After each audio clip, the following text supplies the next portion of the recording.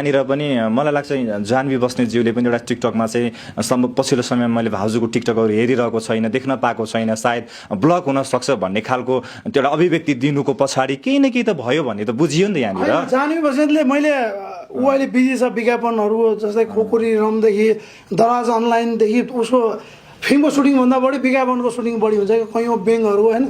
अहिले मैले धेरै भयो उहाँको हेर्न पाएको छैन भनेको थियो, तर मिडियाले के गरिदियो ब्लक गराएर जा भनेर ल्याइदियो क्या।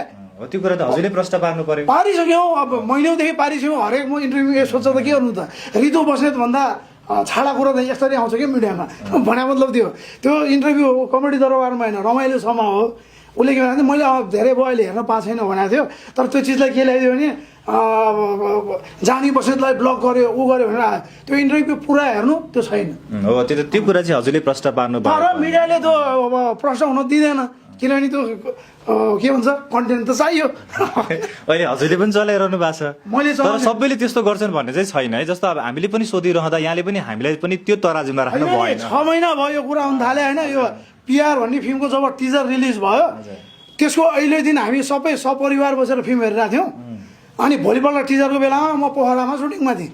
अनि म नआएपछि त्यहाँबाट सुरु भयो क्या जय किसन बस्नेत खै यिनीहरूको लफडा पऱ्यो, त्यहाँबाट मिडियाले सुरु गरेर खेल हो अहिलेसम्म नै आइरहेछ। हामीले प्रश्न पारेछौँ तर हरेक दिन प्रश्न आगो आइ हुन्छ। जस्तो अब यो खालको मिडियामा धेरै हल्ला आइरहँदा मलाई ठिक लाग्छ नि हामी नै भाइरल भइरहेछौँ। हो सुन्नु न, जस्तो अब यहाँ चाहिँ भाइरलको पछि नलागौँ तर परिवारको कुरा छ, एउटा भाइरलको पछाडि नलागौँ भन्छन् तर त्यही भाइरलको पछाडि सबै क्यामेरा लगाइरहेछ त होइन। जस्तो तपाईँहरूमा चाहिँ बजारमा मिडियामा यो व्यापक हल्ला चलिरहँदा चाहिँ दुई दाजुभाइ बिचमा कस्तो खालको संवाद भयो थोरै बुझाउँ न। के पनि हुँदैन, हामीले हेर्छौँ जे समाज सेवा गरिदिइरहेछौँ भन्छ हाम्रो दाजुभाइको कुरा चाहिँ। किन हाम्रै म्याटर लिएर कम्तीमा देशमा डलर झरिरहेछ होइन, राम्रो कुरा हो नि त।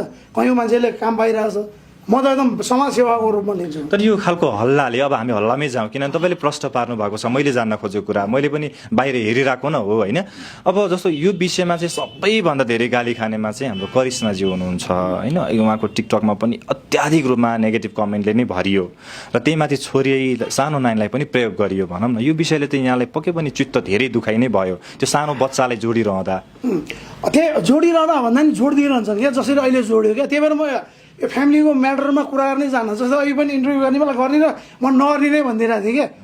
नयाँ मिडिया देख्नु साथ यही आउँछ भने मलाई लाग्छ क्या। जस्तै हाम्रो यहाँ सर्कलको मिडियामा हाम्रो परिवारको बारेमा प्रश्न नै सोधिँदैन। अनि हाम्रो मिलनले भने चाहिँ दिनेर मैले अल्छी गरिरहेको थिएँ नि त, किनभने यस्तै प्रश्न आउला भनेर क्या। हामी यो बारेमा बोल्न जाँदैनौँ तर प्रश्न आइरहन्छ क्या। अब यसलाई पनि मैले समाज सेवाको रूपमा लिसेँ फेरि। तर हजुर बोलिदिनु पर्छ भन्ने फेरि हाम्रो मान्यता, किनभने एउटा अब यो कति बोल्नु 6 महिनादेखि केही छैन भनिरहेको छु होइन। हरेक पटक ऊ भन्दा होइन।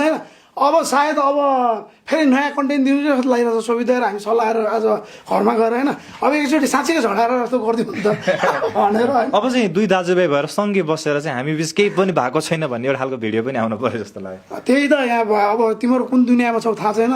अस्ति रङ्गीको रमाइलोसम्म इन्टरभ्यू हुँदाखेरि त्यहाँ 200 भन्दा बढी क्यामेरा थियो। अस्ति प्रिमियरमा 300 भन्दा बढी क्यामेरा थियो। त्यहाँ हामीले भनिसक्यो सँगै आइसक्यो त, कहाँ थियो तिमीहरू यति बेला? यो खालको चाहिँ प्रश्न गर्नुभयो। अब मैले सोध्नु पाएँ नि त, 1000 भन्दा भिडियो आइसक्यो हामी दुईजना सँगै भएको होइन। तपाईँले प्रश्न पार्नु पर्यो भनेर तिमीहरूले भनिदेऊ। अनि कहाँ चाहिँ अब चन्द्रमामा गएर पारिदिउँ म, चन्द्रमामा गएर गराउने के हामी दुईजना सँगै छौँ भनेर के। ठिक छ, अब यो विषयलाई यहीँ बिट मारौँ। अब अर्को पनि एकदमै आइरहेको यहाँलाई चाहिँ सायद कस्तो लाग्छ खै कुन्नी कमेडी दरबारमा यहाँ जानुभयो, अलि धेरै आफूलाई त्यहाँ उडाइएको थियो क्या। जस्तो अब यो ड्रिङ्क्सको विषयलाई साँच्चै यो विषयलाई यहाँले कसरी लिनुहुन्छ? यहाँलाई सामान्य लाग्छ जस्तो लाग्छ मलाई। सामान्य रोस्ट कमेडी मान्छेहरूले कतिले बुझ्छन् कतिले बुझ्दैनन् होइन। रोस्टिङ कमेडी त्यो मान्छेलाई मात्र हुन्छ जो मान्छे चर्चित छ क्या। संसारभरि नै त्यही हो। अब मलाई सबभन्दा बढी कमेडी प्रोग्रामहरूमा उडाउने कलाकारमा सायद मै पर्छु होला। भने मतलब अब रक्सी खाएर कुलोमा सुतेको यस्तो खालको धेरै आयो क्या। दर्शकहरूलाई थाहा छँदै छ होइन। जय किसन बस्नेत एकदम क्लियर मान्छे हो। खाने बेलामा बोतल अगाडि राखेर लाइभ आइन्थ्यो होइन।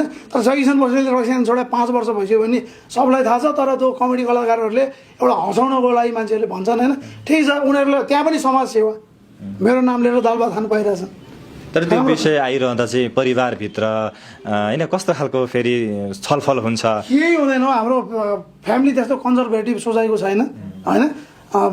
ठिक छ जय किसनको नाम लिएर मान्छे मेरो परिवारले मात्रै दर्शकहरूले नि कमेन्ट लेखिरहेको हुन्छ क्या मैले कमेडी दरबारको कैयौँ कमेन्टहरू हेरेको थिएँ जय किसन पछि धेरैको कमाइ खाने भाँडो भएको छ भन्ने थुप्रै कमेन्टहरू देखाएको थिएँ कि मैले म ठिक छ म कसैको लागि होइन कमाइ खाने भाँडो भएको छु भने होइन मलाई भगवान्ले सही ठाउँमा पठाएको छ भन्ने म सोच्छु म त हरेक चिजमा समाजसेवा देख्ने मान्छे हो कि मैले देखेको कम्तीमा मेरो नाम त आइरहेछ होइन किनभने कसैले केही गरेकै छैन भने उनीहरूको नाम किन लिन्छन् त्यत्रो ठुलो प्रोग्रामहरूमा होइन म जस्तो कलाकार त कति आए कति गए तर मलाई कहिले पनि हराउन दिनुहुन्न होइन म त सम्पूर्ण त्यो कमेडी दरबार होस् चाहे कमेडी नाइट विथ च्याम्पियन होस् होइन अथवा कमेडी हिरो राष्ट्रको हिरो भन्ने पनि छ क्यारे जति पनि कमेडी सोहरू छ होइन उहाँ त्यहाँको कलाकारहरूलाई धन्यवादै दिन्छु म त अब यो विषयलाई